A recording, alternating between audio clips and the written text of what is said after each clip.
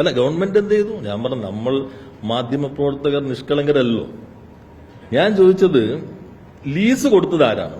കോടനാടൻ പത്രസമ്മേളനം നടത്തുമ്പോൾ അത് നാളെ വ്യക്തമാക്കണം, എന്തിന്റെ അടിസ്ഥാനത്തിൽ കൊടുത്തു എന്നുള്ളത്.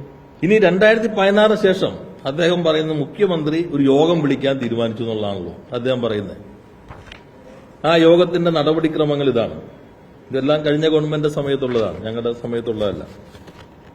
ആ യോഗത്തിൽ മുഖ്യമന്ത്രി പറഞ്ഞ കാര്യങ്ങൾ ഇതിനകത്തുണ്ട്.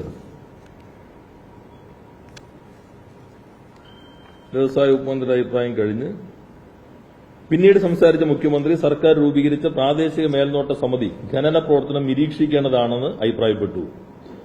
ഖനനം മൂലമുണ്ടാകുന്ന കുഴികൾ, ഇതെന്ന് വെച്ചാൽ KMML IRE എടുക്കുന്നതാണ് കേട്ടോ, ഈ ഖനനല്ല. നമ്മുടെ ആലപ്പാട്ട് പ്രദേശത്ത് IRE നടത്തുന്ന ഖനനവുമായി ബന്ധപ്പെട്ടുള്ള യോഗമാണ്. ആ യോഗത്തിൽ പല കാര്യങ്ങളിലും ചർച്ച ചെയ്യുന്നുണ്ട്. ഖനനം മൂലമുണ്ടാകുന്ന കുഴികൾ നികത്തണമെന്നും ഖനന പ്രവർത്തനങ്ങൾ തുടരുന്നതിന് ശാസ്ത്രീയ മാർഗങ്ങൾ അവലംബിക്കണമെന്നും അദ്ദേഹം പറഞ്ഞു. ചവറ തീരത്തെ ഖനനം സംബന്ധിച്ച പ്രാഥമിക റിപ്പോർട്ട് അംഗീകരിക്കാവുന്നതാണെന്നും NCESS തന്നെ തുടർന്ന് പഠനം നടത്തട്ടെ എന്ന് അദ്ദേഹം അഭിപ്രായപ്പെട്ടു.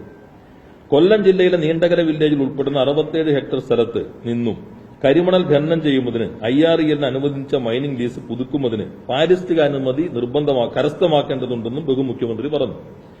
KMML മിതമായ വിലയിൽ ഇലിമിനേറ്റ് ലഭ്യമാക്കുന്ന വിഷയം IRE അനുഭാവപൂർവ്വം പരിശോധിക്കണമെന്ന് അദ്ദേഹം നിർദ്ദേശിച്ചു. മൈനിംഗ് പ്ലാൻ പ്രകാരം പാരിസ്ഥിതിക അനുമതി കരസ്ഥമാക്കിയ ശേഷം മാത്രമേ ആലപ്പാട്ട് പ്രദേശത്ത് നിന്ന് കരിമണൽ ഖനനം അനുവദിക്കാവൂ എന്ന് കൊല്ലം ജില്ലാ കളക്ടർ ഇപ്പൊ മുഖ്യമന്ത്രി ഇത്രേ പറഞ്ഞിട്ടുള്ളൂ. ഇതാണ് അദ്ദേഹം പറഞ്ഞ, ഈ എല്ലാ മാസവും നിങ്ങൾ പറഞ്ഞ ഇത് കിട്ടിക്കൊണ്ടിരിക്കുന്ന വിളിച്ച യോഗത്തിൽ മുഖ്യമന്ത്രി പറഞ്ഞ കാര്യം ഇതാണ്. ഇതിനുവേണ്ടി പ്രത്യേകം പണം കൊടുക്കാതെ ഉണ്ടോ? ഇത്രയും കാര്യം പറയാം.